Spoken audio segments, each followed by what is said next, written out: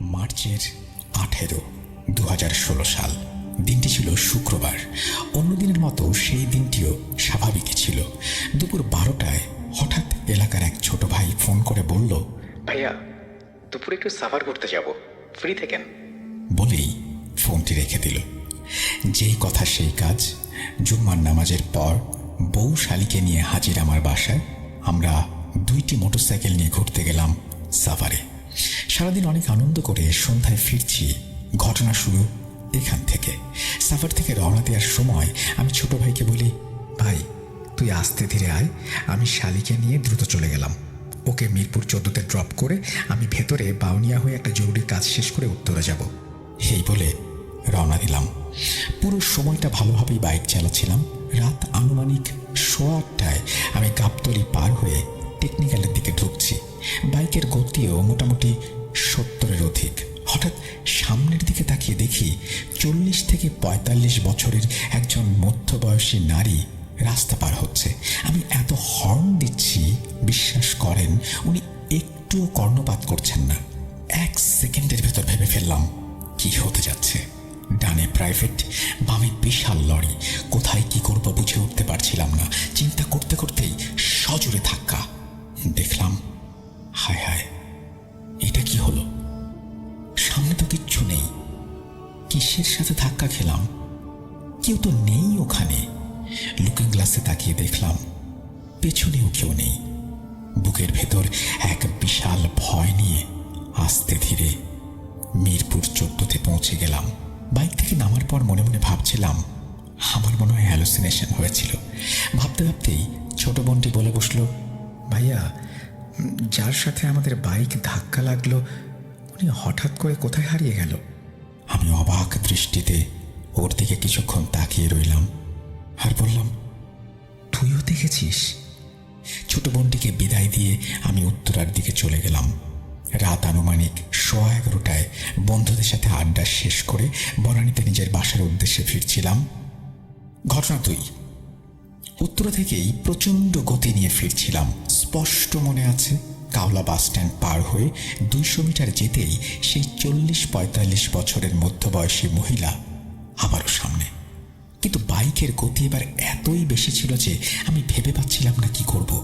সজোরে আবারও ধাক্কা। অবাক হয়ে দেখলাম এবারও কিছু নেই। কারো সাথে ধাক্কা খেলাম। আবারও প্রচণ্ড ভয় নিয়ে বাসায় ফিরলাম, কিন্তু আসলেই ওখানে কিচ্ছু ছিল না। মা বাবা জমি জায়গা সংক্রান্ত কাজে আমাদের গ্রামের বাড়ি চুয়াডাঙ্গাতে গিয়েছেন। রাতে আমারও যাবার কথা, কিন্তু মানসিক অবস্থা এতটাই খারাপ বুঝে উঠতেই পারছিলাম না কি করব।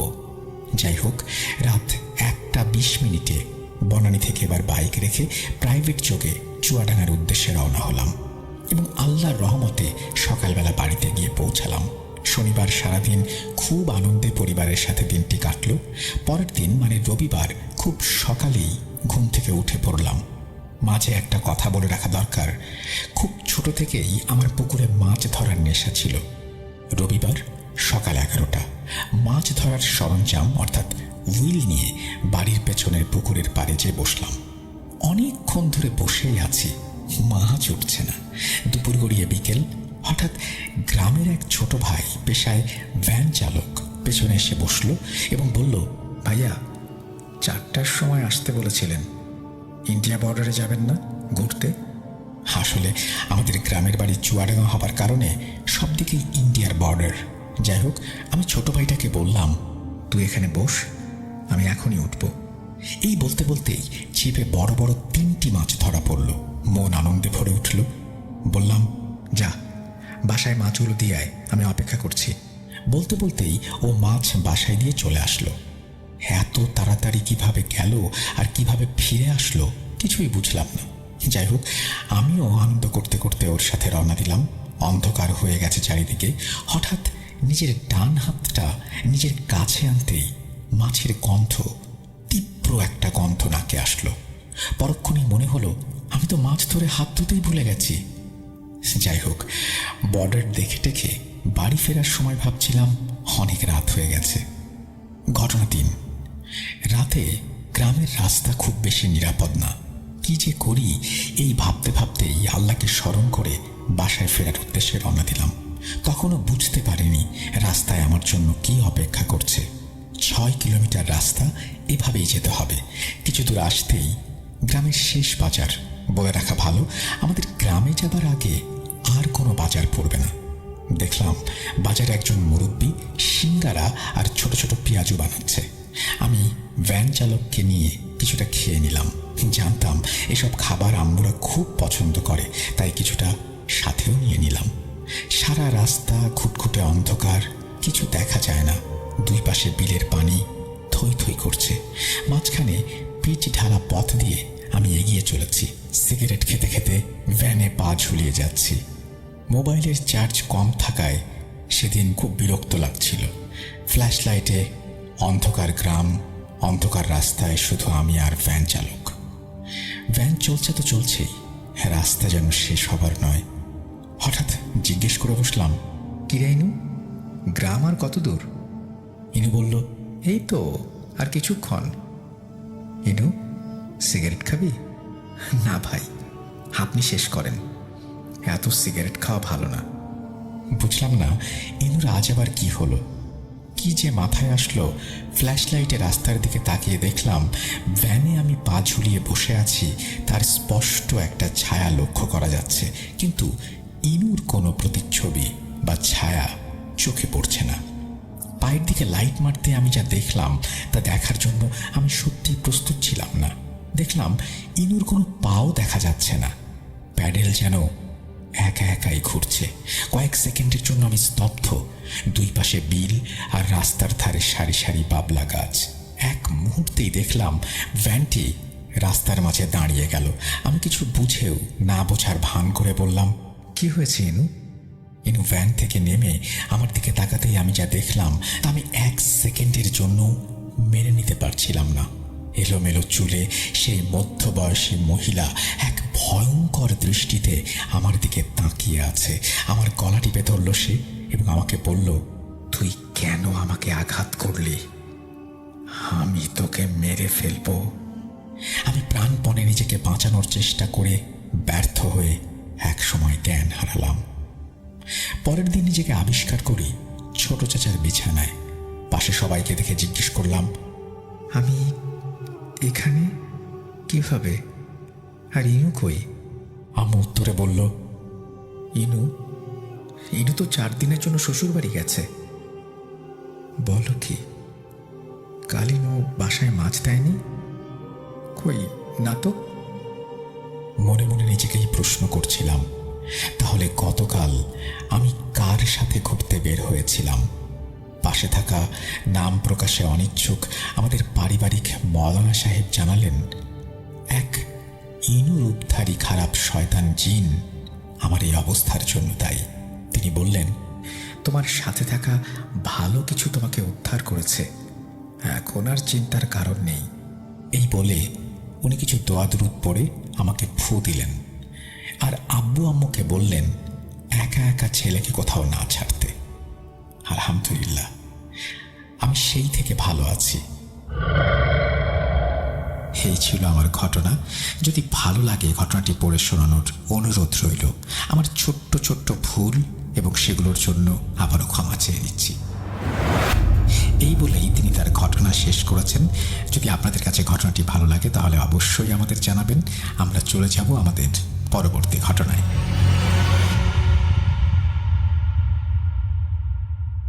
যেভাবে আজকের এই ঘটনাটি লেখা আছে আমি সেভাবেই শুরু করছি। আসসালামু আলাইকুম রাসেল ভাই ও প্রিয় শ্রোতা বন্ধুরা, কেমন আছেন আপনারা? আমি মোহাম্মদ সাবিত আলম লিখছি ময়মনসিংহ বিভাগ থেকে। আমি আবারও আজ নতুন একটা ঘটনা নিয়ে আপনাদের সামনে উপস্থিত হয়েছি। আজকের ঘটনাটি আমাকে বলেছেন রুবিনা ফারহান নামক একজন আন্টি। এখানে একটু বলে রাখি যে সাবিত এবং সিফাত দুজনেই ভূত.com-এর জন্য ঘটনা কালেক্ট করে থাকেন এবং সেরকমই একটি ঘটনা সংগ্রহ করেছেন তিনি রুবিনা আন্টির কাছ থেকে। তো আমরা সরাসরি চলে যাচ্ছি তাঁর কাছে। তিনি যেভাবে বলেছেন সেভাবেই শুরু করছি। আসসালামু আলাইকুম ভাই, আমার নাম রুবিনা। আজ যে ঘটনাটি আমি আপনাদের বলবো সেটা আমি কখনোই শেয়ার করতে চাইনি, কিন্তু ভূত.com-এ অন্যদের ঘটনা শুনে বুঝতে পারলাম যারা নিজেদের অভিজ্ঞতা সবার সঙ্গে ভাগ করে নেয়, তাদের জীবন থেকে অন্যরা কিছু শিখতে পারে। তাই আমিও ভাবলাম আমার জীবনের এই কঠিন অধ্যায়ের কথা আপনাদের সঙ্গে ভাগ করে নেই। আমি চাই আমার মতো অন্য নারীরা যেন আমার ভুলগুলো থেকে শিক্ষা গ্রহণ করতে পারে। আমার বিয়েটা হয়েছিল ভালোবাসার সম্পর্কের পরিণতির মধ্য দিয়ে। যে ছেলেটিকে আমি ভালোবাসতাম, বিয়ের আগেই সে আমাকে অনেক রঙিন স্বপ্ন দেখিয়েছিল, যার প্রায় সবই ছিল মিথ্যা। আমার তখন মনে হতো সে বুঝি পৃথিবীর শ্রেষ্ঠ মানুষ। আমি তার ভালোবাসায় এতটাই অন্ধ আর পাগল হয়ে গিয়েছিলাম যে ভালো মন্দের বিচার করার ক্ষমতাও আমি হারিয়ে ফেলেছিলাম। এরপর যা হওয়ার তাই হলো। আমি আমার পরিবারের অনুমতি ছাড়াই ছেলেটিকে বিয়ে করে ফেললাম। বিয়ের পর 1 মাস বেশ ভালোভাবেই কাটছিল, কিন্তু সময় গড়ানোর সঙ্গে সঙ্গে সে তার আসল রূপ দেখাতে শুরু করলো। একদিন তার মোবাইল ফোন হাতে নিয়ে আমি জানতে পারলাম যে সে আরো অনেক মেয়ের সঙ্গে যোগাযোগ রাখে এবং কথা বলে। এই ঘটনাটা আমার জন্য এতটাই অপ্রত্যাশিত আর কষ্টদায়ক ছিল যে আমি যেন পাথর হয়ে গিয়েছিলাম। আমি ধীরে ধীরে আমার ভুলের গভীরতা উপলব্ধি করতে শুরু করলাম। আমি তাকে বোঝানোর চেষ্টা করলাম, দেখো, তুমি তখন বিবাহিত আর আমাদের ভালোবাসার একটা সুন্দর সম্পর্ক আছে, তাহলে অন্য মেয়েদের সঙ্গে তোমার কথা বলার দরকার কি? কিন্তু সে আমার কোনো কথাই শুনতে চাইতো না, বরং আমাকে ধমক দিয়ে বলতো, আমার ব্যক্তিগত ব্যাপার নিয়ে নাক গলাবি না। এসব নিয়ে ঝগড়ার এক পর্যায়ে আমি তার বাড়ি ছেড়ে আমার বাবার বাড়িতে চলে গেলাম। কিন্তু সেখানে যাওয়ার পর থেকেই তিরস্কার আর কটু কথা আমার উপর বর্ষিত হতে লাগলো। পরিবারের সবাই বলতে লাগলো, আমরা তো আগেই বলেছিলাম যে ছেলেটা ভালো না, ওর পরিবারও সুবিধার না, তখন আমাদের কথা কেন শুনিসনি? আমি আমার বাবার বাড়িতে মাত্র 2-3 দিন কাটিয়েছি। এরই মধ্যে আমার স্বামী তার পরিবারের সবাইকে নিয়ে আমাদের বাড়িতে হাজির। সে সোজা আমার ঘরে ঢুকলো এবং আমার কাছে এসে ক্ষমা চাইতে লাগলো। সে বলল, আমি আমার ভুল বুঝতে পেরেছি, তুমি দয়া করে আমার সাথে চলো প্লিজ, আমাকে ক্ষমা করে দাও। বিয়ের পর এটাই আমাদের প্রথম বড় ধরনের ঝগড়া ছিল। আমি ভাবলাম মানুষ হিসেবে তার একটা ভুল হতেই পারে, হয়তো তাকে আর একটা সুযোগ দেওয়া উচিত। সে যেহেতু নিজে এসে ক্ষমা চাইছে, তাই আমি বিশ্বাস করলাম যে সত্যিই তার ভুল বুঝতে পেরেছে সে। কিন্তু আমার ধারণাটা ছিল পুরোপুরি ভুল। আমি যেই না তার সঙ্গে বাড়িতে ফিরলাম, তার সেই আগের দুর্ব্যবহার আবার শুরু হয়ে গেল। এরই মধ্যে আমাদের সংসারে একটি কন্যা সন্তানের জন্ম হলো। আমাদের মধ্যে ঝগড়াঝাটি লেগেই থাকতো, আবার কিছুদিন পর হয়তো তা মিটমাটও হয়ে যেত। সত্যি বলতে কি, এই মিটমাট করার পেছনে আমার পরিবারের সদস্যদের ভূমিকাই ছিল সবচেয়ে বেশি। আমি জানতাম আমি যতদিন বাবার বাড়িতে থাকব ততদিন সবার তিরস্কার আর কটু কথা শুনেই আমাকে বাঁচতে হবে। মূলত সেই কারণে আমি বারবার আপোষ করে তার কাছে ফিরে আসতাম। কিন্তু আমি ঘুণাক্ষরেও কল্পনা করতে পারিনি যে এই জীবন আমাদের কোথা থেকে কোথায় নিয়ে যাবে। আপনাদের তো জানালামই যে আমাদের একটি মেয়ে হয়েছে। আমি শুনেছিলাম সন্তান জন্মানোর পর স্বামীদের মধ্যে অনেক পরিবর্তন আসে, তাদের মধ্যে যে শিশুসুলভ খামখেয়ালিপনা থাকে তা দূর হয়ে যায় এবং তারা দায়িত্বশীল হয়। কিন্তু আমার মেয়ের জন্মের পরেও তার মধ্যে বিন্দু মাত্র কোনো পরিবর্তন আসেনি। সে আগে যেমনটা ছিল ঠিক তেমনটাই রয়ে গেল। এরপর সে ধীরে ধীরে আমার বিয়ের গয়নাগুলো বিক্রি করা শুরু করলো। কিন্তু সমস্যাটা সেই আগের জায়গাতেই রয়ে গেল। আমি যখনই বাবার বাড়িতে যেতাম, পরিবারের লোকজন পুরনো সেই একই কথা শুনতে শুরু করত। তোকে তো কতবার বুঝিয়েছি, তখন তো বুঝলি না, এখন নিজেই সব কিছু সামলে নে। এই ধরনের কথাগুলো আমাকে ভীষণ কষ্ট দিত। এই কারণেই আমি সেই দুর্বিষহ পরিস্থিতিতে টিকেছিলাম আর আল্লাহর কাছে অনবরত দোয়া করতাম যেন আল্লাহ তাআলা কোনো একদিন তাকে সঠিক পথ দেখান এবং সে তার আচরণ পরিবর্তন করে। মেয়ের জন্মের পর আমি তার যত্ন আত্তিতে ব্যস্ত হয়ে পড়লাম, আর সে নিজের মতো খারাপ কাজে লিপ্ত হয়ে রইল। এভাবে সময় কেটে গেল। আমার আরও 2টি সন্তান হলো, কিন্তু একদিন এমন একটি মর্মান্তিক ঘটনা ঘটল যার পর আমাকে বাধ্য হয়ে বাড়ি ফিরে আসতে হলো। এরপর আমি তাকে ডিভোর্সের জন্য আইনি নোটিশও পাঠিয়ে দিলাম। ঘটনাটি হলো, একদিন সে মদ্যপ অবস্থায় ঘরে ঢুকলো। সেটাই ছিল প্রথমবার যখন আমি জানতে পারলাম যে সে মদ্যপান করে। তার মুখ থেকে গন্ধ আসছিল তীব্র। আমার ছোট মেয়েটা যখন হাব্বু বলে চিৎকার করে তার দিকে ছুটে গেল তাকে জড়িয়ে ধরার জন্য, ভালোবাসার জন্য, তখন সে আমার মেয়েটাকে সজোরে একটি লাথি মারল। আমার ছোট্ট মেয়েটা ছিটকে পড়ে গিয়ে ব্যথায় কাঁপতে লাগলো।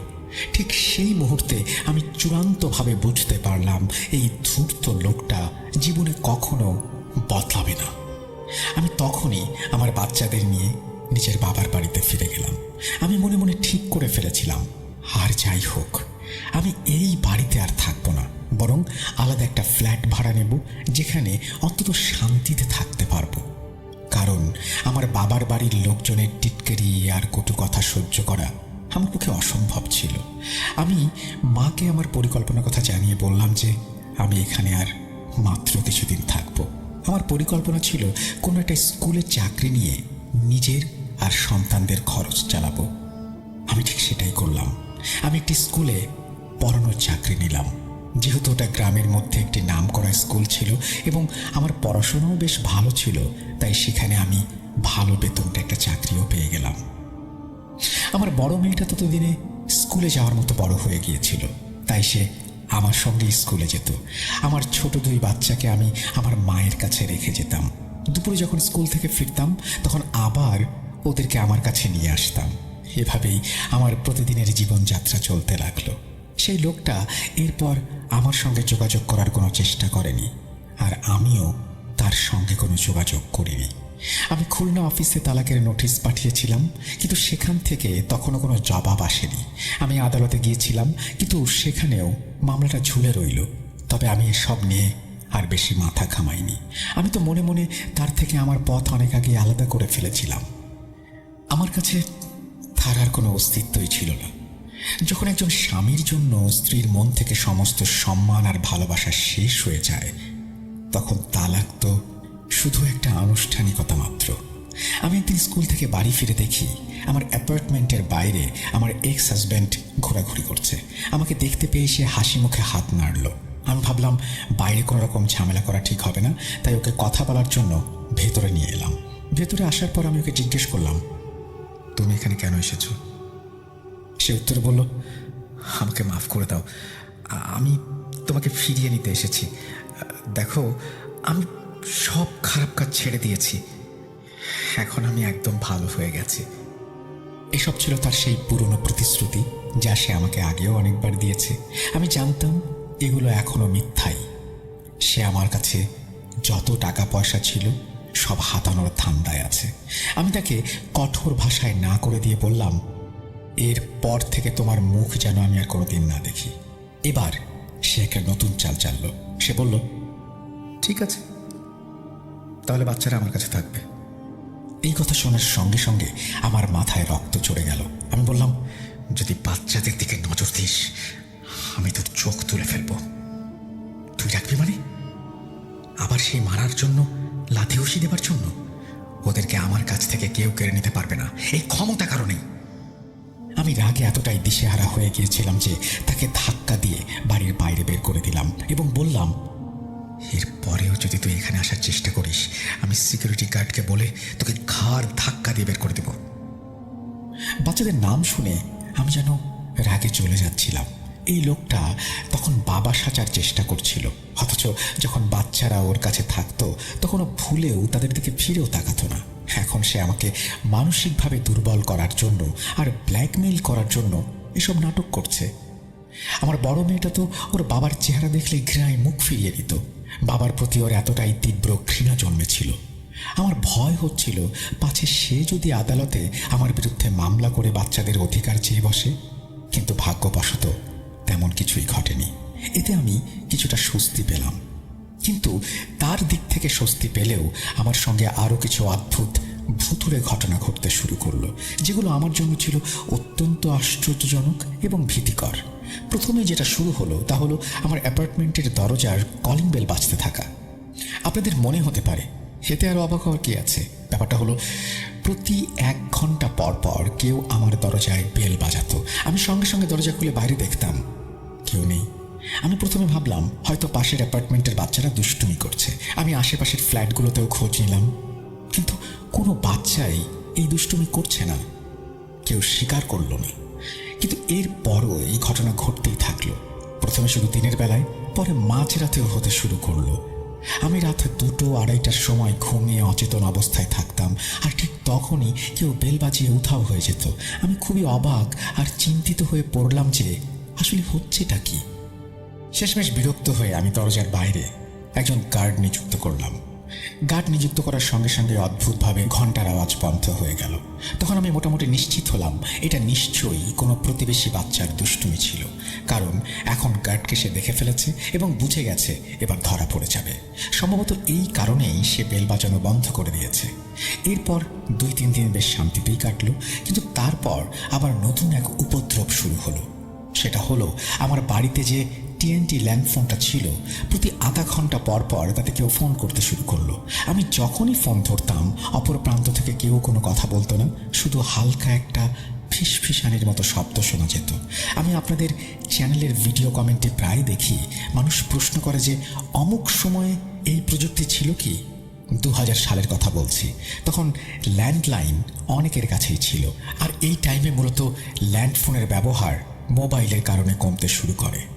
যাই হোক, অনলাইনে বা বিভিন্ন জায়গায় এই ইনফরমেশন আপনারা পেতে পারেন। যাই হোক, প্রতিদিনের এই ল্যান্ডফোনের টর্চারে আমি অতিষ্ঠ হয়ে আমার ল্যান্ডফোনের সংযোগটা বন্ধ করে দিলাম এবং তার কেটে ফেললাম। আমার মনে হচ্ছিল এই সমস্ত ঘটনার পেছনে আমার সেই তথাকথিত স্বামী জড়িত। হয় সে নিজে এসব করছে, অথবা অন্য কাউকে দিয়ে করাচ্ছে, যার একমাত্র উদ্দেশ্য আমাকে বিরক্ত করা, মানসিকভাবে হয়রানি করা। এরপর যে নতুন ঘটনা ঘটলো সেটা ছিল আরও বিস্ময়কর এবং ভয়ঙ্কর। আমার বড় মেয়েটা হঠাৎ করেই খুব খিটখিটে মেজাজের হয়ে গেল, আর আমার সঙ্গে অত্যন্ত রূঢ় ও অদ্ভুত আচরণ করতে শুরু করলো। আমি অবাক হয়ে ভাবছিলাম ওর হঠাৎ হলো কি। সে কথায় কথায় বলতো, আমি তোমাদের সঙ্গে থাকতে চাই না, আমাকে বাবার কাছে যেতে হবে। ওর এই পরিবর্তনে আমি হতবাক হয়ে যাচ্ছিলাম। যে মেয়ে আগে তার বাবার মুখও দেখতে চাইতো না, সে এখন তার বাবার জন্য আমার সঙ্গে অকারণে ঝগড়া করছে। একদিন দুপুরে আমি বাচ্চাদের নিয়ে স্কুল থেকে আমার অ্যাপার্টমেন্টে ফিরলাম। দরজার সামনে এসে দেখি সেখানে কয়েক ফোঁটা রক্ত পড়ে আছে। আমি দরজা খুলে বাচ্চাদের ভেতরে ঢুকিয়ে নিলাম, তারপর টিস্যু পেপার দিয়ে সেই রক্তের দাগগুলো মুছে ফেললাম। আমি কিছুই বুঝতে পারছিলাম না যে এই রক্ত আমার বাড়ির দরজার সামনে কিভাবে এলো। যখন কোনো কিছুর কুল কিনারা পাওয়া যায় না, তখন সব কিছু আল্লাহর ওপরে ছেড়ে দেয়াই ভালো। আমিও বিষয়টা আল্লাহর ওপরে ছেড়ে দিলাম। কে জানে কোথা থেকে রক্তের ফোঁটাটা এলো। হয়তো কোনো বেড়াল এখানে কোনো কিছু শিকার করে নিয়ে এসেছিল, আহত অবস্থায় এখান দিয়ে নিয়ে গেছে, হয়তো তারই রক্তের ফোঁটা। এবার বলি এক রাতের ঘটনা। আমি গভীর ঘুমে আচ্ছন্ন ছিলাম। ঘুমের মধ্যেই আমার এমন মনে হচ্ছিল যেন কেউ আমার পাশে এসে দাঁড়িয়েছে। আমি হঠাৎ চোখ খুলে দেখি আমার বড় মেয়েটা আমার বিছানার পাশে দাঁড়িয়ে আছে। তার চোখ দুটো টকটকে লাল হয়েছিল, আর তাকে দেখে মনে হচ্ছিল সে একদমই নিজের মধ্যে নেই। সে আচমকা আমার জামার গলা চেপে ধরে বিছানা থেকে তুলে আমার গালে সজোরে একটা থাপ্পড় মারল এবং বলতে লাগলো, আমাকে আমাকে আমার বাবার কাছে যেতে দে, না হলে আমি তোকে মেরেই ফেলবো। আমি বিস্ময়ের চোখে ওর মুখের দিকে তাকিয়েছিলাম। আমার মনে হচ্ছিল আমি হয়তো কোনো দুঃস্বপ্ন দেখছি। বাস্তবে এমন দৃশ্য কি কেউ কখনো দেখতে পারে যে তার 5-6 বছরের মেয়ে তার জামার কলার ধরে থাপ্পড় দিচ্ছে? ভয় আমার গলা শুকিয়ে গিয়েছিল। আমি হতভম্ব হয়ে মেয়ের দিকে তাকিয়েছিলাম। এরপর সে আমার কলার ছেড়ে দিয়ে হঠাৎ জ্ঞান হারিয়ে মেঝেতে পড়ে গেল। আমি সঙ্গে সঙ্গে ওকে কোলে তুলে নিয়ে বিছানায় শুইয়ে দিলাম। তার মুখে পানির ছিটা দিয়ে তাকে কিছুটা ধাতস্থ করার চেষ্টা করলাম। তারপর ওকে একটু পানি খাইয়ে দিলাম। ও অবাক হয়ে আমার দিকে তাকিয়ে জিজ্ঞেস করলো, মা, কি হয়েছে? তুমি রাতের বেলা এখানে কি করছো? আমি বললাম, শোনা, তোমার কি কিছু মনে আছে তুমি একটু আগে কি করেছো? ও বলল, না মা, আমি তো ঘুমাচ্ছিলাম। আমি ওকে বুঝিয়ে বললাম, কিছু হয়নি, আমি তো শুধু তোমাকে দেখতে এসেছিলাম। আমি চাইনি ও আমার কথায় আরো ভয় পেয়ে যাক। ওকে আরাম করে শুইয়ে দিয়ে আমি নিজের ঘরে ফিরে এলাম। আমি আমার ঘরে ঢুকেই দেখলাম ঘরের সমস্ত জিনিসপত্র ওলট পালট হয়ে আছে। আমার বিছানাটা উল্টো করে রাখা, সাইড টেবিলগুলো উল্টে পড়ে আছে, আর আলমারি থেকে কাপড় চোপড় বের করে বাইরে ছড়িয়ে ছিটিয়ে ফেলা হয়েছে। অথচ আমি আমার মেয়েকে তার ঘরে নিয়ে গিয়েছিলাম মাত্র 10 মিনিটের জন্য। এই 10 মিনিটের মধ্যে এত কিছু ঘটে গেল, অথচ আমি সামান্যতম কোনো আওয়াজও পেলাম না। আমি ঠিক করলাম সকালে উঠেই মায়ের সঙ্গে এই ব্যাপারে বিস্তারিত কথা বলবো। সবকিছু আমার নিয়ন্ত্রণের বাইরে চলে যাচ্ছিল। আমার মনে হচ্ছিল এর পেছনে নিশ্চয়ই এমন কোনো অশুভ শক্তি আছে যাকে আমরা জাদু বা জিন বলে থাকি। সকালে যখন মাকে সবকিছু খুলে বললাম, তিনি বললেন, হ্যাঁ মা, এটা সিরিয়াসলি চিন্তা করার মতো বিষয়, কিন্তু আল্লাহ ভরসা, তিনি সব ভালো করবেন, তুই চিন্তা করিস না। এই ঘটনার পর আমি এতটাই ভয় পেয়ে গিয়েছিলাম যে আমি সিদ্ধান্ত নিলাম কিছুদিন মায়ের কাছে গিয়েই থাকবো। যাই হোক, আমি সামান্য কিছু জিনিসপত্র গুছিয়ে মায়ের বাড়ি চলে গেলাম। মায়ের কাছ থেকে কিছুটা শান্তি পেলাম। সেখানে ভাই বোনেরা ছিল, একটা হাসি খুশির পরিবেশ ছিল, অন্তত আমি আর একা ছিলাম না। কিন্তু দুর্ভাগ্যবশত সেখানেও অদ্ভুত ঘটনা ঘটতে শুরু করলো। একদিন আমি স্কুলে ছিলাম, হঠাৎ মায়ের ফোন এলো। রুবিনা, তুই কোথায়? মা, আমি তো স্কুলে, আর কোথায় থাকবো? না মা, মাত্র 5 মিনিট আগেই তুই আমার ঘরে এসে বসেছিলি। মায়ের কথা শুনে আমি চমকে গেলাম। মা, আপনি কি এসব অদ্ভুত কথা বলছেন? রুবিনা, আমি সত্যি বলছি, আমি নিজের চোখে তোকে দেখেছি। তুই আমার কাছে এসেছিলি, বসলি, তারপর কোনো কথা না বলে আবার উঠে চলেও গেলি। মায়ের কথায় আমি বিশ্বাস রাখতে পারছিলাম না। আমার মনে হলো মা হয়তো কোনো ভুল করছেন। আমার বোনকে ফোনটা দিন তো, ওর সাথে কথা বলবো। আমার বোনও একই কথা নিশ্চিত করলো। সে বলল, হ্যাঁ আপু, তুমি তো ঠিক একটু আগে আমাদের কাছে বিছানায় এসে বসেছিলে। আমরা যখন তোমাকে জিজ্ঞেস করলাম তুমি স্কুলে যাওনি কেন, তখন তুমি কোনো উত্তর না দিয়ে উঠে চলে গেলে। আমি ছুটির পরে বাড়ি ফিরে আসার পরও মা এবং বোন দুজনেই আমাকে এই কথা শোনাতে লাগলো। আমি ভীষণ ভয় পেয়ে গেলাম। কে এই ব্যক্তি যে হুবহু আমার মতো দেখতে আমার বাড়িতেই ঘোরাফেরা করছে? শুধু মা নন, আমার বোনও তাকে দেখেছে। যখন কিছুই বুঝতে পারছিলাম না, তখন বিষয়টা আল্লাহর উপরে ছেড়ে দেয়াই শ্রেয় মনে করলাম। আমরা আল্লাহর উপরেই ভরসা রাখলাম, কারণ আমাদের আর কি বা করার আছে। এরপর এক রাতে এমন একটা ঘটনা ঘটল, আমি অনুভব করলাম আমার সামনে কেউ একজন দাঁড়িয়ে আছে। জানি না কেন ঘুমের মধ্যেও আমি এটা অনুভব করতে পারলাম। সামান্য একটু শব্দ হলেও আমার ঘুম ভেঙে যেত। আমি চোখ খুলে দেখলাম আমার মেয়েটা আমার সামনেই দাঁড়িয়ে আছে, কিন্তু এবারের দৃশ্যটা ছিল আগের চেয়েও অনেক বেশি ভয়ঙ্কর। তার হাতে একটা ধারালো ছুরি ছিল, আর সেই ছুরিটা নিয়ে সে আমার পেটের দিকে সজোরে আঘাত করতে উদ্যত হলো। আল্লাহর অশেষ রহমতে আমি শেষ মুহূর্তে শরীরটাকে ঘুরিয়ে নিতে পেরেছিলাম, নাহলে ছুরিটা পুরোটাই আমার পেটের ভেতরে ঢুকে যেত। ঠিক সেই মুহূর্তে আমার মেয়ে ছুরিটা মারার পরেই জ্ঞান হারিয়ে মাটিতে পড়ে গেল। আমি চিৎকার করে সবাইকে ডেকে আনলাম আর ওদের সেই ভয়াবহ দৃশ্যটা দেখালাম। সবার মুখে ছিল আতঙ্কের ছাপ। ভাবতেই শরীর শিউরে উঠল যে নিজের মেয়ে আমাকে মারার চেষ্টা করছে। আমি ভেতর বাইরে সব দিক থেকে কেঁপে কেঁপে উঠছিলাম। আমার হাত পা অবশ হয়ে আসছিল। মা আমাকে ধরে বসালেন, পানি খাইয়ে শান্ত করার চেষ্টা করলেন। মা বুঝতে পারছিলেন আমি কতটা ঘাবড়ে গেছি। যখন আমার মেয়ের জ্ঞান ফিরল, তখন আগের মতোই তার কিছু মনে ছিল না, বরং সে অবাক হয়ে সবাইকে একসঙ্গে দেখে জিজ্ঞেস করলো, তোমরা সবাই এখানে এভাবে দাঁড়িয়ে আছো কেন? মা আমাকে বললেন, শোন রুবিনা, কাল সকালে আমি তোকে শাহ বাবার কাছে নিয়ে যাব। তিনি খুব সম্মানিত একজন বুজুর্গ মানুষ, তিনি নিশ্চয়ই এর কোনো একটা সমাধান দিতে পারবেন।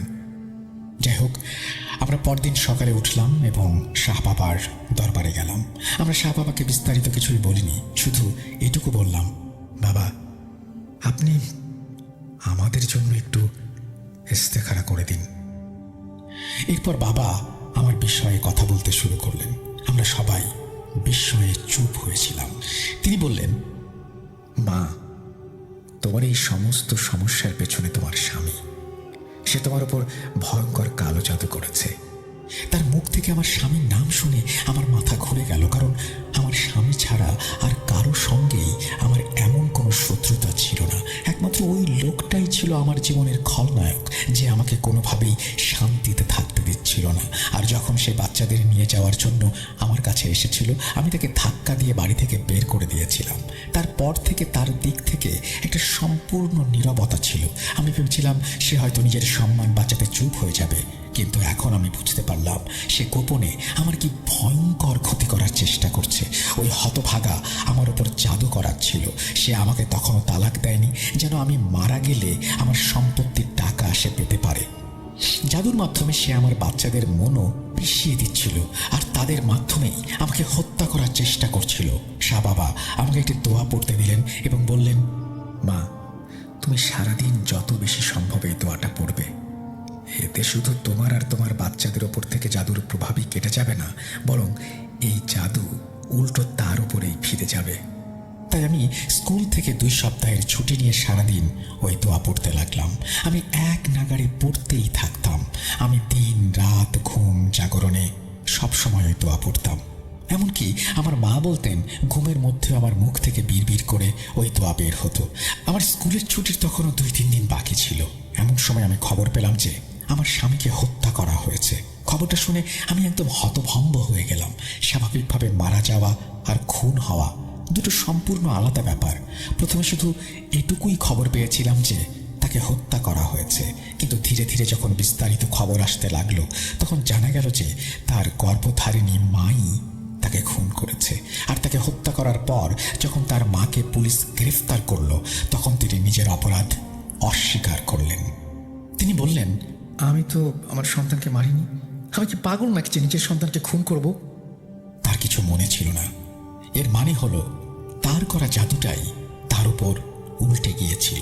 ঠিক যেভাবে আমার মেয়ে আমাকে মারার চেষ্টা করেছিল এবং আল্লাহ আমাকে বাঁচিয়েছিলেন, ঠিক সেভাবেই তার মা ঘুমের মধ্যে ছুরিকাঘাতে তাকে হত্যা করে। এই ঘটনা শুনে আমার শরীর হিম হয়ে গেল। তার মাও তার কৃতকর্মের ফল পেয়েছে, কারণ যখনই আমার সঙ্গে তার ছেলের ঝগড়া হতো সে সবসময় তার অন্যায়কে প্রশ্রয় দিত আর নিজের ছেলেকেই ঠিক প্রমাণ করার চেষ্টা করত। তার মাকে এই অপরাধের জন্য জেলেও যেতে হয়েছিল, আর আমি সেই অভিশপ্ত স্বামী আর তার পরিবার থেকে চিরতরে মুক্তি পেয়েছিলাম। আজ এই ঘটনার প্রায় 25 বছর হয়ে গেছে। আমি শুনেছি আমার সেই শাশুড়ি জেলেই মারা গেছেন। আমার বাচ্চাদেরও এখন বিয়ে হয়ে গেছে। 2 ছেলে বেশ ভালো চাকরি করছে। মেয়ের বিয়ে হয়েছে খুব ভালো একটা পরিবারে। আল্লাহর অশেষ রহমতে এখন সবকিছু ঠিকঠাক আছে। যেদিন থেকে আমার এই অভিশপ্ত স্বামী মারা গেছে সেদিন থেকে আমার সঙ্গে এমন কোনো অলৌকিক ঘটনা আর ঘটেনি যাকে আমি জাদু বা জিনের কারসাজি বলতে পারি। মানুষের জীবনে ছোটোখাটো পরীক্ষা তো আসে, কিন্তু দরজায় রক্তের ফোঁটা পড়া বা ওই ধরনের প্যারানর্মাল ঘটনা আর কখনোই আমার সঙ্গে ঘটেনি। আমি বুঝতে পারি না মানুষ এই বাস্তব জগতে বেঁচে থাকার জন্য কতই না বিলাসিতা আর ভুল করে, কত পাপ করে। তারা এটা একবারও ভাবে না যে পরের মুহূর্তগুলো তার জীবনে কেমন হবে। পরকালের সময় খুব কাছেই সবার। আমাদের জীবনের প্রতিটা মুহূর্ত অত্যন্ত মূল্যবান। আমরা কেউই জানি না আমরা কতদিন বাঁচব, তাই প্রতিটি মুহূর্ত আর প্রতিটি দিনকে নিজের জীবনের শেষ দিন মনে করে বাঁচা উচিত। প্রিয় লিসেনার্স, এই ছিল আজ আপনাদের জন্য কালেক্ট করা রুবিনা আন্টির ঘটনা। যদি ভালো লাগে তাহলে আমি কৃতজ্ঞ থাকব, আর ভালো না লাগলে আমি আন্তরিকভাবে দুঃখিত। সবার সুস্থতা কামনা করছি। এই বলে তিনি শেষ করেছেন ঘটনা। আশা করছি আপনারা যারা শুনলেন তাদের সবার ভালো লেগেছে। যদি ভালো লাগে অবশ্যই আমাদের জানাবেন, এবং ঘটনার সম্পর্কে যদি আপনাদের কোনো মতামত থাকে কমেন্ট সেকশনে লিখুন। আর ভালো লাগলে শেয়ার করুন বন্ধুদের সাথে, প্রিয় মানুষদের সাথে। আর আমাদের চ্যানেলটি অবশ্যই সাবস্ক্রাইব করতে ভুলবেন না। চলে যাব আমাদের পরবর্তী ঘটনায়।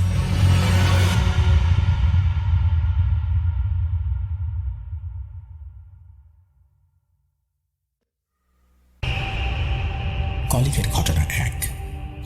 আমার মেজো চাচা সেই সময় ছিলেন অনেক ধুরন্ধর এবং বখাটে টাইপের। সামান্য ছোট কথায় মানুষের সাথে মারামারি শুরু করতেন এবং সেটা নিয়ে মারাত্মক কিছু একটা করতেন। তো একদিন তিনি রাগান্বিত ভাব নিয়ে বাসায় ফেরেন রাতের বেলা। রাত কয়টা বাজে ঠিক তার মনে নেই। তিনি তার রুমে ঢুকে তার জানালার কাছে কোনো কথা শুনতে পান। কে রে, কে জানালার কাছে? এটা বলার পর তিনি কোনো জবাব না পেয়ে তার রুমে যেটা করার সেটাই করছিলেন। আবার সেই সময়ে জানলার পাশে গুনগুন করে একটা শব্দ ওঠে। তিনি আবারও বলেন, কে রে, জানালার কাছে কে? তো আগের মতোই এবারও কোনো জবাব আসে না। এরপর তিনি রেগে যান। এমনিতেও রাগান্বিত ভাবেই ছিলেন তিনি। তারপর আবার জানালার সামনে গিয়ে সেটা জবাব না পেয়ে তিনি আরও রেগে যান। তৃতীয়বার আবার একই রকম ঘটনা হওয়ার পর তিনি এত রেগে যান যে রাগান্বিত স্বরে তিনি বলেন, দাঁড়া, ওখানে দাঁড়া। এই বলে তার রুমের মাচায় থাকা একটা দা নিয়ে তাড়া করেন। তবে তিনি জানতেন না ওখানে কে আছে, কাকেই বা তিনি দা দিয়ে তাড়িয়ে বেড়াচ্ছেন। দৌড়াতে দৌড়াতে তিনি ভাবেন ঠিক কার পিছনে দৌড়াচ্ছেন তিনি। এমন সময় তিনি সামনে দেখতে পেলেন কালো একটি ছায়া, এবং সেই ছায়ার পেছনেই তিনি দৌড়াচ্ছেন। এই ছায়া বা অবয়ব তাকে কোথায় নিয়ে যাচ্ছে? এতক্ষণ দৌড়াচ্ছেন কিন্তু তার হুঁশ ছিল না। হুঁশ পেয়ে তিনি বুঝতে পারেন খারাপ কিছু তার ক্ষতি করার জন্য তাকে বাড়ি থেকে বের করে এনেছে। এরপর জীবন বাঁচানোর জন্য আর কিছু না ভেবে তিনি বাড়ির দিকে দৌড়াতে থাকেন। পেছন থেকে সেই কালো ছায়া বা অবয়বটিও দৌড়াচ্ছিল। অনেক দৌড়ানোর পর তিনি বাসায় এসে এক চিৎকার দিয়ে অজ্ঞান হয়ে যান। ঘটনা 2। আমার ছোট চাচা একদিন সন্ধ্যার পর বাসায় ফেরেন। বাসায় এসে তিনি বাসার পেছনে যান কোনো একটা কাজে। তিনি সেখানে গিয়ে দেখতে পান একটা খাটিয়ায় শোয়ানো লাশ, আর তার পাশে 2 জন লোক কান্নাকাটি করছে। আর একজন সাদা জোব্বা পরা ব্যক্তি কি যেন পড়ছে। এরপর তিনি মনে মনে ভাবেন, আচ্ছা, গ্রামের মধ্যে তো কেউ মারা যায়নি, আর মারা গেলেও আমার বাড়ির সামনে কেন এসব হবে? এসব ভাবতে ভাবতে তিনি দেখেন জোব্বা পরা লোকটি তার এক চোখ বাঁকা করে তাকে ইশারা দিচ্ছেন আর বোঝাচ্ছেন লাশের খাটিয়ার এক পাশে ধরতে। এটা দেখার পর তিনি ভয় পেয়ে যান এবং এক দৌড়ে বাড়ি চলে আসেন। ঘটনা 3। এটা মূলত আমার কলিগের সাথেই ঘটেছে, কিন্তু তিনি জানেন না এই ঘটনাটি তার সাথে ঘটেছে। ঘটনার পূর্ণ বিবরণ তিনি তার দাদির কাছ থেকে শুনেছেন পরের দিন। দাদি নিজের চোখে দেখেছেন। ঘর ভাঙার পর যখন ঘরের বারান্দায় মানুষ রাত্রি কাটায়, ঠিক তেমনিভাবেই রাতে ঘুমানোর জন্য তিনি বারান্দায় খাটের মধ্যে ঘুমিয়ে পড়েন। তো রাতের বেলায় ওনার দাদি বাইরে এসে দেখেন একটা কালো ছায়ার মতো অবয়ব বারান্দার বাইরে থেকে তার দিকে তাকিয়ে আছে। যেহেতু হাফ বিল্ডিং ছিল, তাই হাফ বিল্ডিংয়ের ওপর 2 হাতে ভর দিয়ে মাথা উঁচু করে তাকিয়ে আছেন বারান্দার মধ্যে ঘুমিয়ে থাকা তার নাতির দিকে, অর্থাৎ আমার কলিগের দিকে। দাদি ভাবেন হয়তো আমার কলিগের মা এসেছেন, তিনি ঘুম থেকে উঠেছেন। এসব ভেবে তিনি তাকে ডাকেন। যে নাম ধরে ডাকেন সেই নামটি আমি ছদ্মনাম ব্যবহার করছি। তিনি যেভাবে ডাকেন আমিও সেভাবেই বলছি। এই যে রুবেলের মা, ওখানে কি করো গো এত রাতে? কোনো জবাব না পেয়ে আবার ডাকেন, রুবেলের মা, কি করো? কোনো জবাব পাওয়া যায় না। তিনি রুমে যান টর্চ আনার জন্য। রুম থেকে টর্চ এনে যেই ওখানে টর্চ ধরেন, দেখেন সেখানে কেউ নেই। এমন দৃশ্য দেখার পর তিনি তার নাতি অর্থাৎ আমার কলিগকে ডেকে তোলেন। তিনি ভয় পেতে পারেন এটা ভেবে। এর পরের দিন তিনি আমার কলিগের মাকে জিজ্ঞেস করেন তিনি কাল রাতে ওইভাবে ছিলেন কিনা, বা তার সন্তানের কাছে গিয়েছিলেন কিনা, বা তার দিকে তাকিয়েছিলেন কিনা। উত্তরটি নাবোধক ছিল। এটা শুনে তার গা শিউরে ওঠে। এবার মায়ের কাছে শোনা কিছু ঘটনায় যাই। ঘটনা 4। এই ঘটনায় আমিও জড়িত ছিলাম, কিন্তু আমি কিছু বুঝতে পারিনি। যা হওয়ার আমার মায়ের সাথেই হয়েছে। আমি তখন ক্লাস 7 বা 8 পড়ি, ঠিক মনে নেই। আমার মায়ের রুমে থাকা 2টা খাটের একটায় আমি ছিলাম, আর একটা খাটে মা, সাথে আমার ছোট বোন। তখন আমার রাতের বেলা মাঝে মধ্যেই বাথরুমে যাবার প্রয়োজন পড়ত। আমাদের বাথরুমটা ছিল বাড়ির বাইরে, স্কুলের সাথে বড় বড় 2টা ধলই গাছের নিচে, এবং বাথরুমের 200 মিটার দূরে ছিল বড় একটা শিমুল গাছ এবং কবরস্থান। তো প্রতিদিনের মতো সেদিনও আমার বাথরুমে যাবার প্রয়োজন হয় রাত 2টার দিকে। তো আমি আমার মাকে ডেকে নিয়ে যাই এবং আমার মা আমাকে দ্রুত বাথরুম থেকে বেরিয়ে আসতে বলেন। বুঝতে পারি মা খারাপ কিছু দেখেছেন বা ভয় পেয়েছেন। আমি বলি তাড়াতাড়ি বেরিয়ে আসছি। এরপরেও আমার 5-6 মিনিট লেগে যায়। বেরিয়ে এসে দেখলাম মা দাঁড়িয়ে আছে। আমি তার সাথে বাড়িতে আসি এবং ঘুমিয়ে পড়ি। মাঝখানের এই 5-6 মিনিটের মধ্যে যে ঘটনাটি তার সাথে ঘটেছে তা তিনি পরের দিন আমাদের সবাইকে খুলে বলেন। যেভাবে বলেছেন সেভাবেই বলছি। কাল তুই বাথরুমে ঢোকার 1 মিনিট পর দেখি শিমুল গাছের নিচে থাকা কবর থেকে বড় একটা আগুনের গোলা বের হচ্ছে। এটা দেখে ভয় পেয়ে তোকে 2 বার ডাকার পর তুই বের হলি না। তখন আগুনের গোলাটি আস্তে আস্তে আমার সামনে আসে এবং আমাকে ঘিরে চারপাশে ঘুরতে থাকে, আর আমি অচেতন হয়ে যাই। আর আগুনের গোলার পেছনে পেছনে হাঁটতে হাঁটতে মেন রাস্তায় উঠে পড়ি। বলে রাখি, বিশাল একটা নালা টাইপের খাল, যেটা 60 কিলোমিটার বিস্তৃত, আমাদের বাসার মেইন রাস্তার পাশে। বন্যার পানি নেমে যাওয়ায় ভরপুর নালাটি এখন অগভীর। এরপর আগুনের গোলাটি মাকে হিপনোটাইজ করে ফেলে। সে রাস্তা ধরে নালার কাছে নিয়ে যায়। সামনে ছিল আমাদের মসজিদ। এরপর মসজিদের সামনে এসে মায়ের চেতনা ফেরে, আর তিনি ভয় পেয়ে যান আর মনে মনে ভাবেন, আমি এইখানে কিভাবে আসলাম। তিনি নিজেই যে বিপদে পড়েছেন সেটা না ভেবে আমাদের কথা ভাবেন।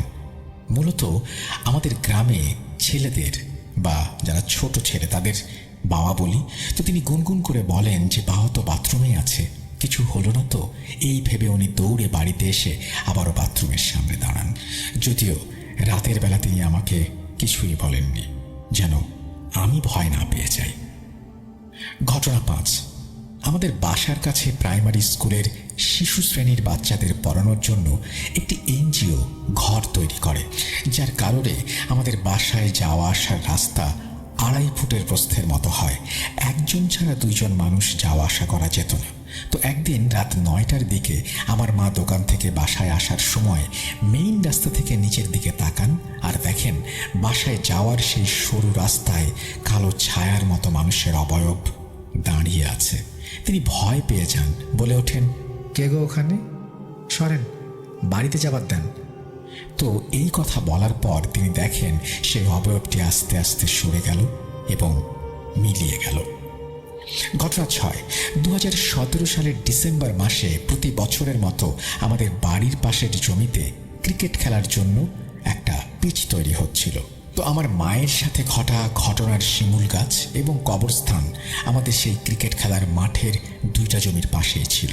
তো একদিন আমরা প্রতিদিনের মতো খেলা শুরু করি এবং 2টা ম্যাচ শেষ করে 3য় নাম্বার ম্যাচ শুরু করার পর প্রথম ওভারে একজন বিশাল একটা ছক্কা মারে এবং সেই বল গিয়ে পড়ে সেই কবরস্থানে, এবং একটা কবরের গর্ত থাকায় বল গর্তের ভেতর দিয়ে কবরে চলে যায়। এরপর আমরা সবাই যাই সেই কবরের কাছে। সবাই ভাবি হাত ঢুকিয়ে বলটা বের করব কিনা, আবার ভয়ও পাই যদি কবরের ভেতর থেকে কেউ আমাদের হাত টেনে ধরে। ওইভাবেই আমরা সাহস করিনি। ওই কবরটা ছিল এক প্রতিবন্ধী মেয়ের, এবং এক পর্যায়ে দূর থেকে তার বাবা মা লক্ষ্য করছিল যে কবরের সামনে এত ছেলে কি করছে। আর জানার জন্য আমাদের কাছে আসার আগে আমরা ওখান থেকে চলে আসি এবং যে যার বাসায় চলে যাই। এরপর বিকেলবেলা আবার ক্রিকেটের বল কিনে খেলা শুরু করি। ওই কবরে থাকা প্রতিবন্ধী মেয়ের বাবা আসে আমাদের কাছে আর জানতে চায় কি হয়েছিল ওখানে। আমরা সব কিছু খুলে বলি, এটাও বলি যে আমরা বলটা তুলে আনতে পারিনি। এরপরে সব শুনে উনি বলেন, যাক, ভালোই হয়েছে বল তুলতে না পেরে। আমরা অবাক হয়ে বললাম, কেন কেন? এরপর উনি যা বলেন তা সত্যিই অবিশ্বাস করার মতো, কেউ বিশ্বাস করতে চাইবে না। উনি বললেন, কিছুদিন আগে থেকেই ও আমাদের স্বপ্ন দেখাচ্ছে আর স্বপ্নে এসে বলছে, আমাকে একটা বল দিয়ে যাও, আমি এখানে একা থাকতে পারছি না, একটা বল দিয়ে যাও, আমি খেলবো।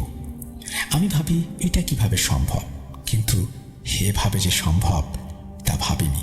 এই কথা শোনার পর আমাদের চোখ কপালে উঠে যায়। আমরা ভীষণ ভয় পেয়ে যাই। আমরা একে অপরের দিকে তাকাই এবং আমরা ভাবি, সত্যি যদি আমরা বলটা বের করতে যেতাম তাহলে কি কাণ্ডটাই না হতো। ঘটনা 7। আমার চাচার কাছে শোনা, তিনি তার শৈশব থেকেই সম্পূর্ণ আলাদা টাইপের মানুষ ছিলেন। সারাদিন বন্ধুদের সাথে ঘুরে বেড়াতেন আর খাবার সময় শুধু বাসায় এসে কিছু খেয়ে আবার বেরিয়ে যেতেন। সবসময় চায়ের দোকানেই তিনি আড্ডা দিতেন। এই জন্য বাড়ির সবাই তাকে বখাটে বলতো বা ফটকা বলতো। তিনি অবশ্য এসবে কিছুই মনে করতেন না, সবকিছু হেসে উড়িয়ে দিতেন। আধ পাগলা সবাই বলতেন। রাতের আঁধারে একা একা যে কোনো জায়গায় চলে যেতেন, আবার সেখান থেকে বাসায় আসতেন। ভয় ডর কিছুই ছিল না। মনে হয় তার মধ্যে ভয় শব্দটি কখনো বাসা বাঁধতে পারেনি। একদিন তিনি প্রতিদিনের মতোই কবরস্থানের পাশ দিয়ে বাসায় ফিরছেন রাত 2টার দিকে। মনে ভয়ের ছিটে ফোটাও নেই। ওই কবরের পাশ দিয়ে একটা পাকা কবর। সবাই বলতো কবরের ব্যক্তি ছিলেন একজন পীর। উনি ওইখানে এসে সাদা জোব্বা পরা অবস্থায় একজন বিশাল সাইজের মানুষের অবয়ব নিয়ে দাঁড়ান। মাটি থেকে 50-60 ফুটের মতো উচ্চতা হবে তার। তিনি তার পথ আটকে রেখেছেন। এটা দেখে তিনি চুপচাপ সেখানে দাঁড়িয়ে যান। কোনো কথা নেই। একটা বাটন ফোন ছিল। তিনি একবার ফোনের দিকে তাকান, সেই জোব্বা পরা লোকটির দিকে তাকান, আর মনে মনে বলেন, খারাপ কিছু হলে এখানে আমার সে কোনো ক্ষতি করতে পারবে না। আর যদি সামনে আমার জন্য খারাপ কিছু অপেক্ষা করে থাকে, তাহলে সেটার হাত থেকে রক্ষা করার জন্য হয়তো আমার রাস্তা আটকে রেখেছে। এই ভেবে তিনি ওখানেই দাঁড়িয়ে থাকেন ফজরের আজান পর্যন্ত। এর মধ্যে সেই অবয়বটিও তাকে কিচ্ছু বলেনি। তো ফজরের আজান দেওয়ার পর তিনি দেখলেন জোব্বা পরা লোকটি আস্তে আস্তে তার সামনে থেকে অদৃশ্য হয়ে গেলেন এবং তিনি এক দৌড়ে বাসায় চলে আসেন। কবরস্থান থেকে তার বাসা 2 মিনিটের দূরত্বে ছিল এবং এর মাঝে তার কোনো সমস্যা হয়নি। এরপরে ঘটনা আমি এটি বাদ দিয়ে যাচ্ছি, কারণ এটি আমার ভৌতিক বা রহস্যময় ঘটনা মনে হয়নি। ঘটনা রয়ে যাচ্ছি। এই ঘটনাটি মূলত আমার বন্ধুর সাথে ঘটে যাওয়া একটি ঘটনা। আমরা তখন ক্লাস 5-এ পড়ি। 2010 সাল। সকালে এবং বিকেলে কোচিং করতে যাই স্থানীয় বাজারে। বাড়ি থেকে বাজারের দূরত্ব 2 কিলোমিটার। তো একদিন কোচিংয়ে যাই 3টার দিকে। কোচিং ছুটি হয় রাত 8টায়। তো আমরা সবাই বাড়িতে ফিরে আসি। আর যে বন্ধুর সাথে ঘটনাটি ঘটে সে মূলত কোনো কারণবশত 11টার দিকে ওই দিকে আসে এবং একটা লোকের সাথে অনেকটা রাস্তা আসার পর দুজন 2 দিকে চলে যায়। লোকটি তাকে তার বাড়িতে নিয়ে যেতে চাইলে সে অসম্মতি জানায়। সে বাড়িতে আসার 10 মিনিট দূরের এক জায়গায় এসে খেয়াল করে তার পায়ের সাথে কালো একটা বেড়াল এপাশ থেকে ওপাশ, আবার ওপাশ থেকে এপাশ আসছে। সে সজোরে বেড়ালটিকে লাথি মারে এবং বেড়ালটি রাস্তার পাশ থেকে পুকুরে গিয়ে পড়ে। এরপর সে আবার হাঁটতে থাকে বাড়ির দিকে। কিছু দূরে এসে সে আবার সেই বিড়ালটিকে একই রকমভাবে দেখতে পায়। এবার সে বিড়ালটিকে লাথি মারে এবং বিড়ালটি চেঁচাতে চেঁচাতে দূরে গিয়ে পড়ে। এরপর সে দেখল বিড়ালটি ধীরে ধীরে বড় হতে শুরু করলো এবং এটা দেখে সে ভীষণ ভয় পেয়ে যায় এবং কান্না শুরু করে। তার কান্নার আওয়াজ শুনে লোকজন বাইরে এসে তাকে দেখতে পায়। তো যাই হোক, এইরকম বেশ কিছু ঘটনা তিনি উল্লেখ করেছেন। সেই ঘটনাগুলো আমি পড়ে শোনালাম। তিনি আসলে বেশ কিছু ঘটনা শেয়ার করেছেন। এর মধ্যে কোনোটি ভয়ের, কোনোটি অল্প ভয়ের, কোনোটি বেশি ভয়ের। আপনারা আপনাদের মতো করে শুনেছেন এবং হয়তো উপভোগও করেছেন। আমরা চলে যাব আমাদের পরবর্তী ঘটনায়।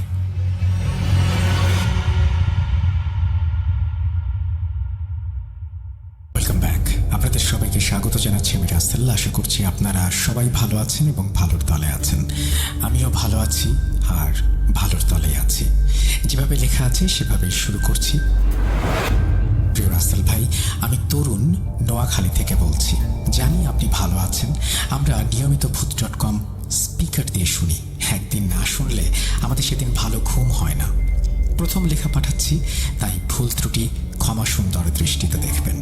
আর কথা না বাড়িয়ে ঘটনায় চলে যাই। ঘটনাটি ঘটে 2000 বা 2001 সালে। ঘটনাটির বিস্তারিত তথ্য সংগ্রহ করেছি আমার মার কাছ থেকে। তখন আমার বয়স ছিল 8 থেকে 10 বছর।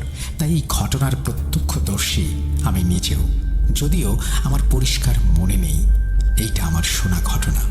তাই সবাই ঘটনার ভুল ত্রুটি একটু ক্ষমা সুন্দর দৃষ্টিতে দেখবেন। ঘটনার প্রেক্ষাপট, আমাদের বাড়ির পশ্চিম পাশে বাঁশঝাড়ের পেছনে একটা পুরনো তুলা গাছ ছিল। সেই তুলা গাছটি হঠাৎ কেটে ফেলার প্রয়োজন হয়।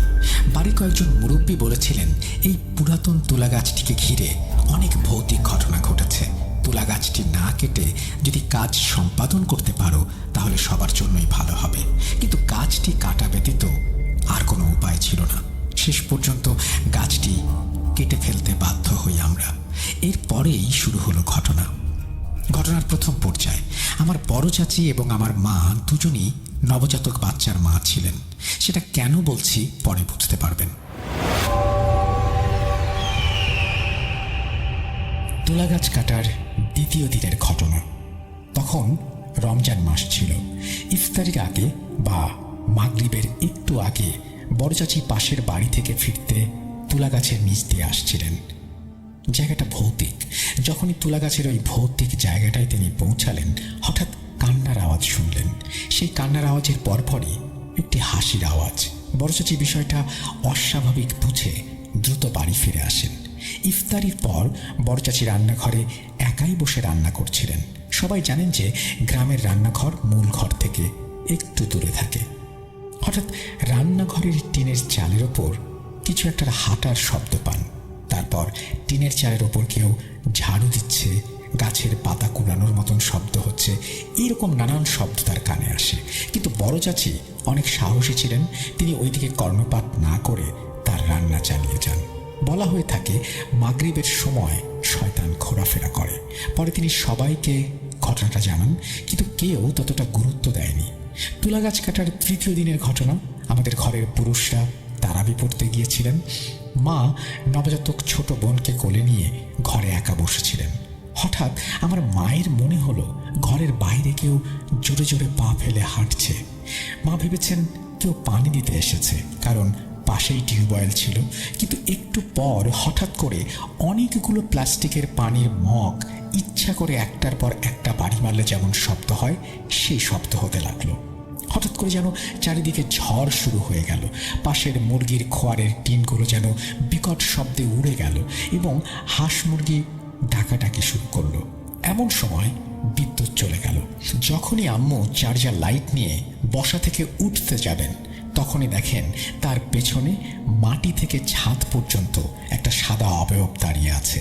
তিনি ভয় না পেয়ে চোখ বন্ধ করে অনবরত আয়াতুল কুরসি পড়ছেন। কিছুক্ষণ পর চোখ খুলে দেখেন বিদ্যুৎ চলে এসেছে এবং অবয়বটি আর নেই। আম্মু পরহেজগার মানুষ, ভয় না পেয়ে আগেই তিনি আয়াতুল কুরসি পড়ে নিজের আর নবজাতক ছোট বোনের শরীর বন্ধ করে ফেলেছিলেন। তাই হয়তো আল্লাহর রহমতে কোনো ক্ষতি করতে পারেনি। তুলা গাছ কাটার চতুর্থ দিনের ঘটনা। হঠাৎ সকালে বড় চাচির চিৎকারে সবার ঘুম ভাঙে। বড় চাচির সেই নবজাতক শিশুটি আর বেঁচে নেই।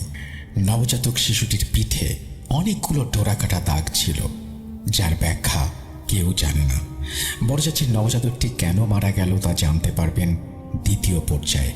এই কয়েকদিন বাড়ির আশেপাশে অনেকের সাথে ভৌতিক কাণ্ড ঘটেছিল। আমি শুধু আমাদের পরিবারের সাথে ঘটে যাওয়া ঘটনাগুলো বলছি। গল্পের যত রহস্য আছে তা ঘটনার দ্বিতীয় পর্যায়ে জানতে পারবেন।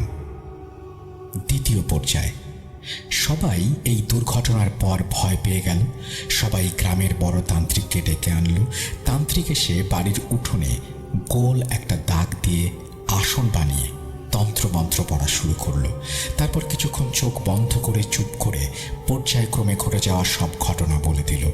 তন্ত্রমন্ত্রের সাহায্যেই এগুলো সে জানাতে পারল এবং জানালো ঘটনার সূত্রপাত হয়েছে তুলা গাছটি কাটার কারণে। আমাদের পাশের বাড়ির একটি অল্প বয়সী মেয়ের দিকে লক্ষ্য করে তান্ত্রিক হঠাৎ বলে উঠল, তুই তো তুলা রাশির জাতক, তাই না? আমার সামনে এসে আসনে চোখ বন্ধ করে বসে পড়। মেয়েটি সত্যিই তুলা রাশির জাতক ছিল। মেয়ের মা রাজি না হলে মেয়েটি কৌতূহলবশত তান্ত্রিকের প্রস্তাবে রাজি হয়ে গেল। তান্ত্রিক মেয়েটির মধ্যে মন্ত্রের সাহায্যে জিন হাজির করল। হঠাৎ মেয়েটি চোখ খুলে অচেনা গলায় বলে উঠল, কেউ বাঁচবে না। আমার ঘর কেড়ে নিয়েছিস তোরা, আমি তোদের প্রাণ কেড়ে নেব। একটা প্রাণ নিয়েছি, আরও নেব। মেয়েটি অদ্ভুত গলায় বলতে থাকলো, ওই তুলা গাছটায় আমি থাকতাম। আমাকে গৃহহারা করলে তোদের কাউকে শান্তি দেব না। তান্ত্রিক বলল, ওরা ভুল করেছে, তাই বলে তুই কারো প্রাণ কেড়ে নিতে পারিস না। তোকে চলে যেতেই হবে। মেয়েটি রেগে গিয়ে বলল, তুই আমার কিছুই করতে পারবি না।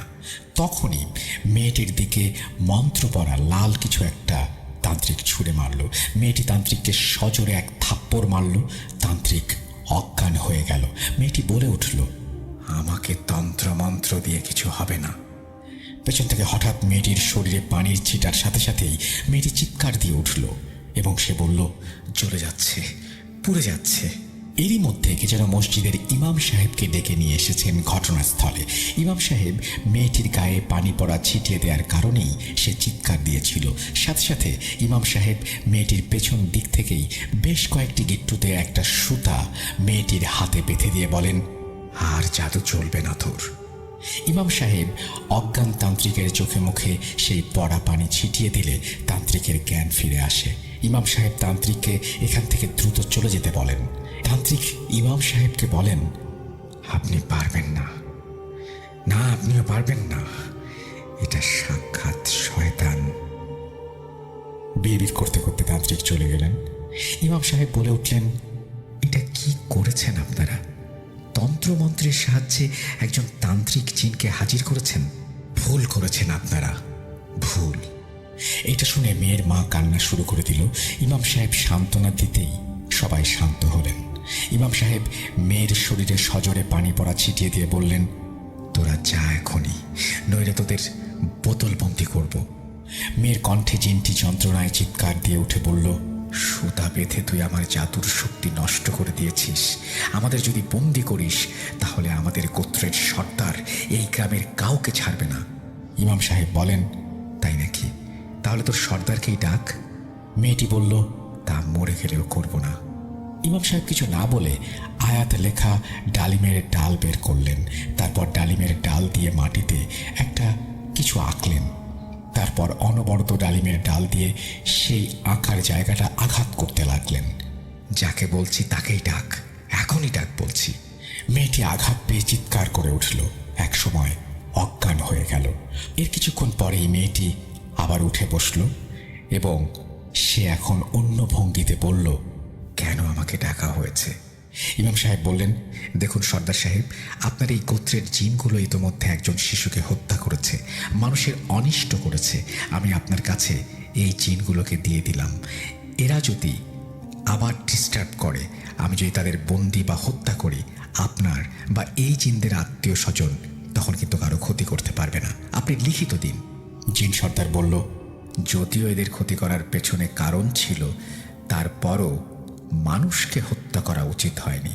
এই জিনগুলো আর কোনো সমস্যা করবে না, আমি কথা দিচ্ছি। সাথে সাথে মেয়েটি আবারও অজ্ঞান হয়ে যায়।